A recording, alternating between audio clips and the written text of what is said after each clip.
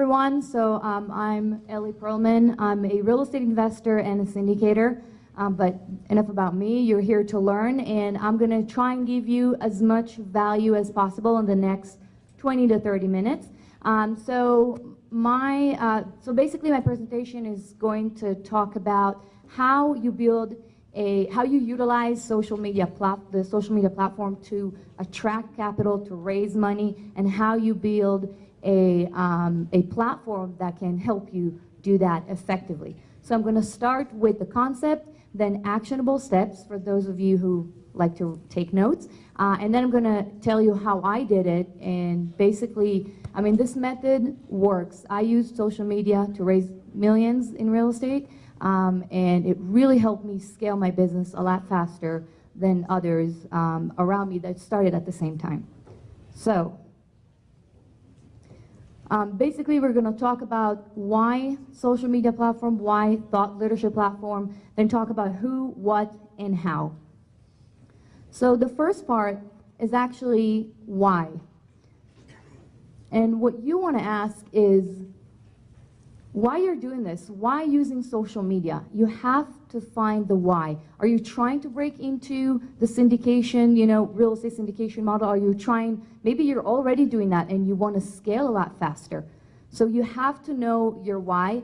And the reason is when you have the why, it's going to be a lot easier for you when things are going to get hard, and they will get hard, I promise you that. So don't skip on that step. A lot of people, they have the tendency to skip on the why and just go and start, doing things right away.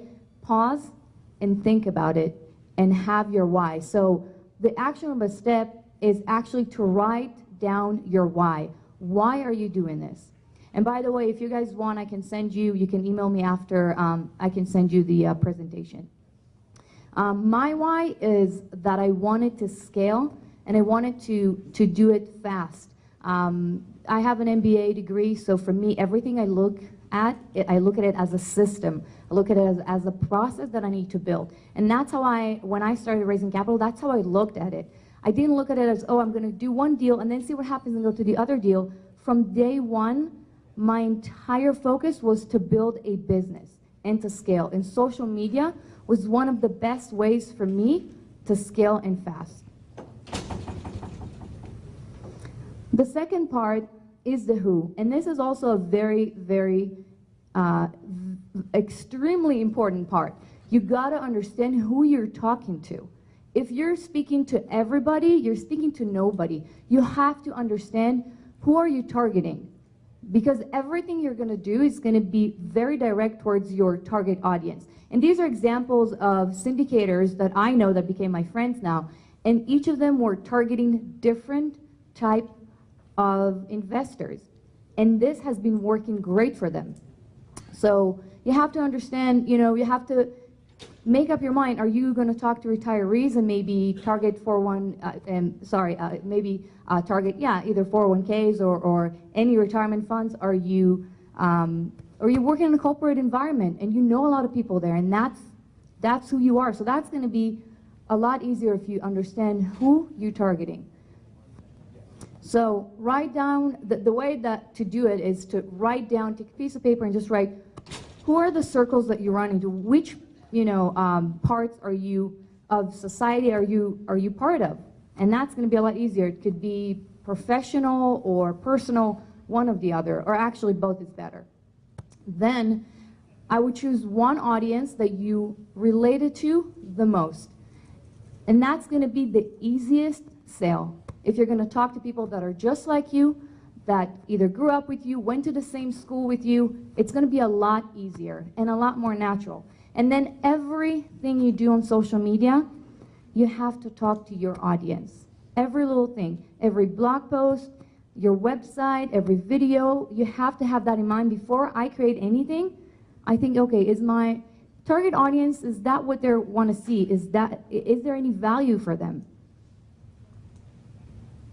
So for me, this is how, when I started thinking about who I am, that's basically what I created. So I'm a woman, obviously. I'm also an Israeli. I moved here about 5 years ago. And I was also a lawyer in my past life. So, and I'm, also educated. I was a young professional at some point. So these were my circles, and I went and eliminated each circle that I thought that would not be the best fit right now. And I have to be honest, my dream is to focus only on women investors. But when I started, for me, I realized that it's still a small segment, unfortunately, and I hope to change that. But to start, it's going to be really hard to talk only to women and to scale the business this way.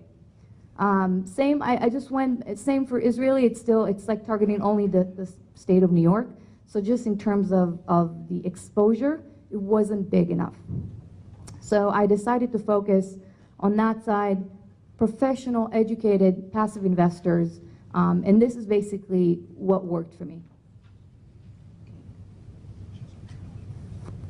The next part is the what. So you gotta understand what makes you unique. And this is actually one of the hardest parts. And you've heard it probably, today if you were, really listening. You have to understand what makes you unique. Everyone has something that makes them unique. Everyone. You just need to sit down with yourself and understand what makes you unique. Are you an architect? So you can talk about real estate from that point of view. Or you used to be a lender. Maybe you can, focus on the financial part, on the financing. So you have something that is unique about you. When I started the process, I thought, okay, maybe I'm going to talk about it from the legal point of view. I mean, I'm a lawyer. I drafted contracts for, huge projects, real estate projects. And I decided not to go with it because I just thought it wouldn't be that interesting. So I went with my personal story and I just shared who I was, how I got to where I am today. And I felt that resonated with a lot of people. And I'm going to talk more about it later. So this is actually the one of the parts that the how part is how you build a thought leadership platform. So you understood why you're doing this. You have that goal in mind. Then you know who you are and who you're talking to. And by the way, it doesn't have to be, you don't have to talk to the same audience that you're a part of, but it's just going to be a lot easier. It could be an audience that you know or associated with in some way, shape, or form. And then you know what makes you unique. Now you have all that in mind, and now it's time to go and execute everything that you have in your arsenal and put it to work. So the how part is actually, in my opinion, the most interesting part because this is how you're actually going to attract passive investors. So the how is to build a thought leadership platform. And I highlighted in bold the word platform because it's not only one vertical of social media. You have to be everywhere. You have to, you can start small, but you have to expand and have a platform where it's actually on multiple verticals and not only one. Because you have different people looking at different parts of social media. Not everyone is on LinkedIn. Most educated people are on LinkedIn, but some people, maybe you're not going to find them on, on Snapchat, maybe. But the platform, building a platform, I can't stress enough how important that is. So for me, the first thing that I did, I started with the website. That's the first thing that you should start because everyone is going to look you up. They're going to ask, what's your website? I want to see, can I go to your website? And that's a great way to build your credibility, to show what makes you different, to talk about yourself also, about the deals that you've done or the type of deals that you would like to be part of. So a website is absolutely a must. And I personally use this platform, and I'll show you later on to tell about who I was. In addition, you want to drive traffic to your website from other platforms. So for instance, on LinkedIn, if you're posting something, or when I upload a video to Facebook, I sometimes don't add anything besides www.ellieperlman.com. And people click on it. And sometimes it's not even the content of the video, it's the fact that they see it and they actually have a way to go, you just drove traffic to your website, and guess what? It was free, almost free. So that's something also to remember. And then also you need to use the hook. So add some value for free on your website. And basically, and you'll see it in almost all sponsors, all syndicators' websites. You know, you add, if you give them your email address, they'll give you a free ebook or a free guide, a how-to, something. And that's a great way to collect emails, to start building relationships with investors. And you know, I made the mistake of building my own website because I'm a very visual person, and I wanted to make sure that I did it exactly how I wanted it to look like. But I guarantee you, you're going to have it's going to be a lot better if you hire someone to do it for you. So there's a lot of platforms like Upwork, for instance, where you can hire people and pay them usually it's not that expensive to do it. So you can actually focus on what you do best. So you can hire a freelancer from Cambodia to meet an investor and make him write a check. But he can work 10 hours a day, build your website, and guess what? Those 10 hours you can spend being on stage or grabbing lunch with an investor. Nobody can replace that. So just make sure you have a specific amount, you have an amount of time that you can use during the day, use it wisely. So, you know, hire people to build your website and to track the analytics of your website. You know, if there's a month that you had more traffic, understand why. If you had, you know, if it's from paid advertisement or any other form, you want to understand why. So this is how I did it. I built it's the Ellie Perlman website. It's actually Ellie Perlman, so it's not www.theellieperlman. It's without the D. So thankfully, there was only one ellieperlman.com. So I was lucky, and I focused on my story. I've been hearing from people around me, you have a very interesting life story. You should write a book, and I don't know if I'm there yet, but I wrote my story about coming from a very humble background, getting married at the age of 19, fighting, you know, tooth and nail to get into business school, working as a lawyer at a very, you know, luxurious law firm in Israel, then have a mysterious eye disease, almost got blind, and so all of that, and then rose, you know, out of that situation. So I just put my story there, and I felt that when I put myself out there and all exposed, when people that never met me went on the website, they felt like they knew me. They understood who I was, and that gave them a lot of confidence, because when someone is investing with you, some people I haven't even met, and they wrote very, very nice checks. So having something like that can really help you build credibility and be very personable. And I chose Wix to do it. I'm not a coder by any means. I mean, I went to MIT, but there were a lot of smarter dudes around me, and so coding was not one of my, you know, best skills. And Wix is actually very easy to work with if you don't feel like, you know, coding and doing the hard work. So it's pretty easy to use. And this is the hook that I have, quote unquote. I don't actually like the word hook because it doesn't have a very positive connotation, but the goal is, you know, to offer something for free. So I actually spent several hours building that free, you know, unlimited guide for the passive investors, and then people reached out and either reached out after they read it or they signed up, and now you're growing your mailing list in your sleep. So it's always there. You create it once and it's there. All right, moving on. Then I started blogging. And let me tell you, I learned the hard way how to blog. It took me a long time to understand it.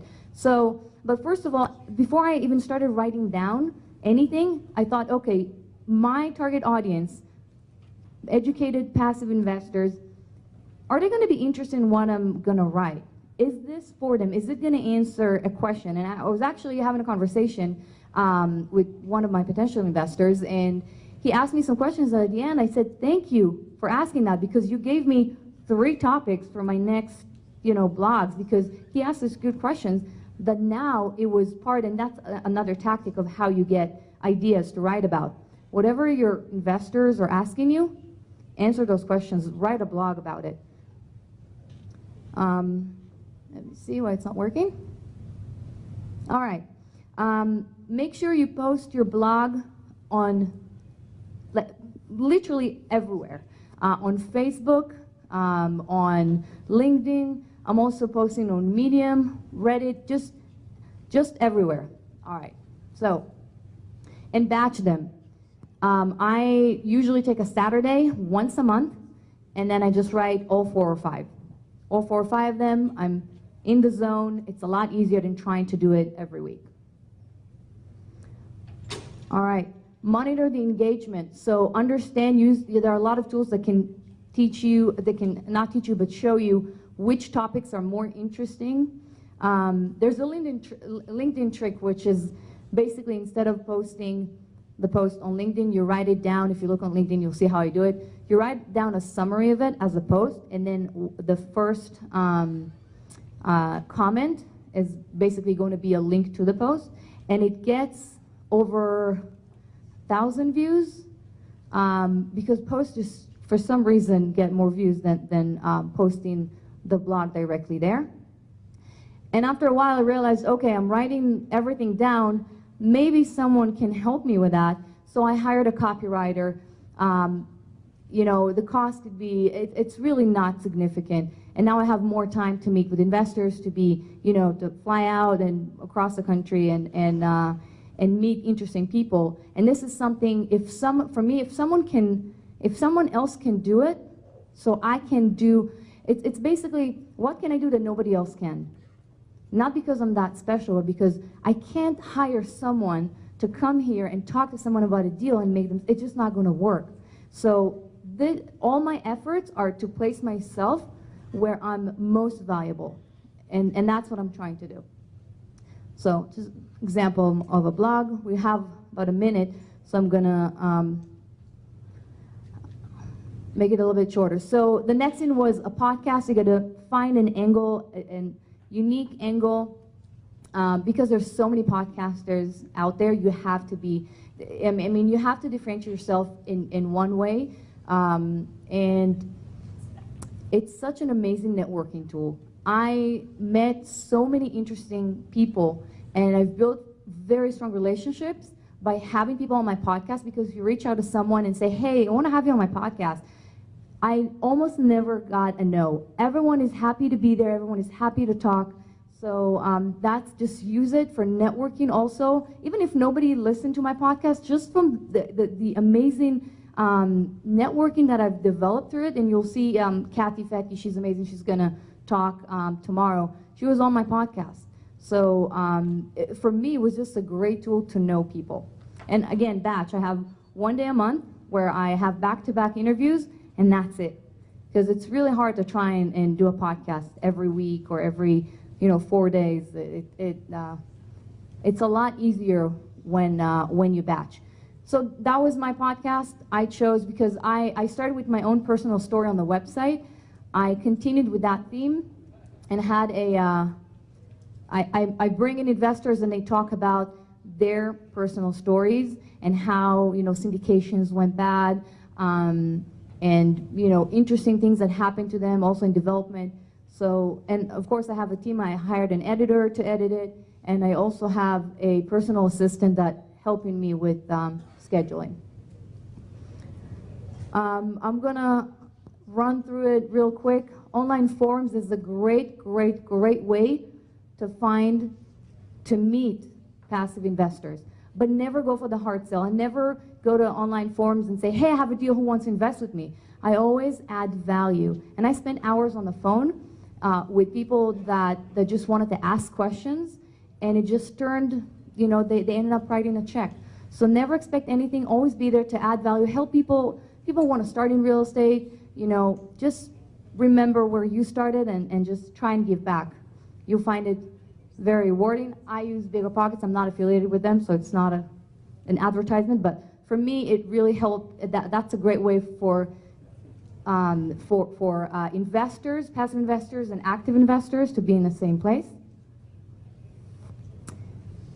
And the rest, all the Facebook and Twitter, Instagram and LinkedIn, the best thing that I can tell you about that is that you're thinking, okay, there's so many, parts of this platform. How can I be everywhere? Just recycle your materials. If you write a blog, take that content and talk about it and make a video out of it. And post it across the board on multiple verticals, and to create that platform and make sure you monitor the engagement. Meetups, so I'm not going to go, I know I'm running late. When it comes to meetups, there was an amazing panel about that, so I'm not going to say a lot about it, but start your own meetup. It's so much better than attending other people's meetups if you hope to find passive investors this way. So I got almost from every meetup that I had at least one investor investing with me.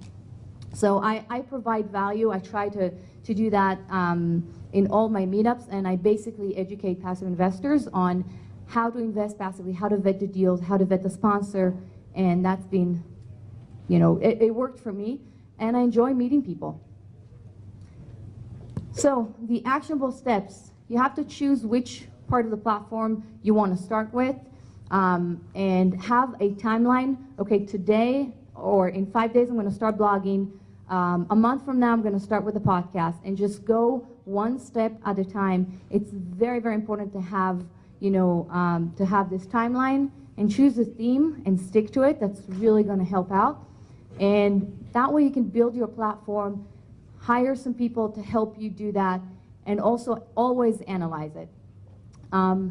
So, this is pretty much a recap. I don't want to, go over it again, but focus on what you can do and hire people that can help you do the rest. So a lot of you say, hey, you know what, Ellie, that's all nice, and it sounds great, but I don't think I can afford hiring a team to help me. And for that, I want to say, there's so many creative ways to bring people to help you. You can hire people for $5 to $10 an hour on Upwork.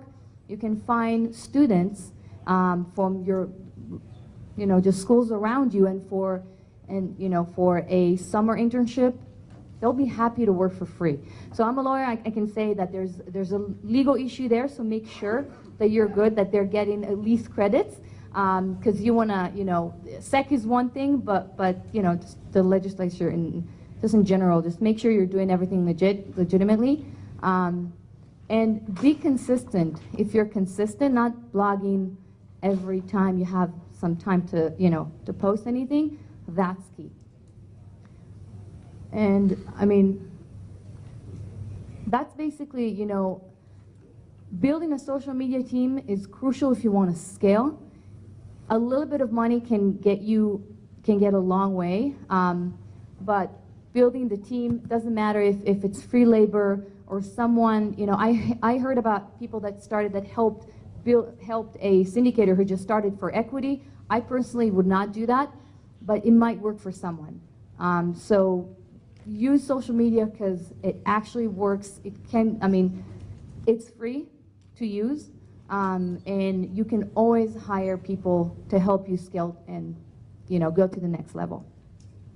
I think we have a few minutes for questions. Yep, let's do it. We got one there, and we'll do one more. Who's the second person? Brooks. Hi, start here. Hi, Ellie. Here. How do you find copy people? I don't know if you're using Upwork for that actually know about real estate or can write because I've used them before, and if you don't get the right person, they don't know what they're writing, and you actually end up doing the work twice. So curious how you do that. Yeah, absolutely. Specifically when it comes to multifamily syndication, it's such a niche area to write about. When I hired the copywriter, the new one, because I also had to fire a few, it was someone that had experience in real estate. And it is very important, so thank you for that question, because otherwise you need to amend their work and then you end up just spending more time. But target those copywriters with experience. Experience in multifamily is best, but experience in real estate or commercial real estate, that would go a long way, because even the language has to be very specific. And you can always, when you start, you can always write kind of the skeleton, kind of bullet points, and control the content this way, because you still need to manage them. It's not, I wouldn't let them just run, manage my blog. I'm overseeing, I've written most of it until I started hiring a copywriter, but I always made sure that I look at the content, I verify everything, I read every word, and I also, I need to come up, at least at the beginning, with the ideas of what to write about. And they need some time to understand how you think, what you would like to see there, and just technically, how you like things to be written. It's a process. All right, so back here. You talked about adding value to your audience, to your followers, and then also capturing them with your hook onto your database. So if you could just talk about maybe the percentages of your posts and what type of or percentages of content that you put out that is just strictly for value with no hook involved, and then how often you come in and hook them.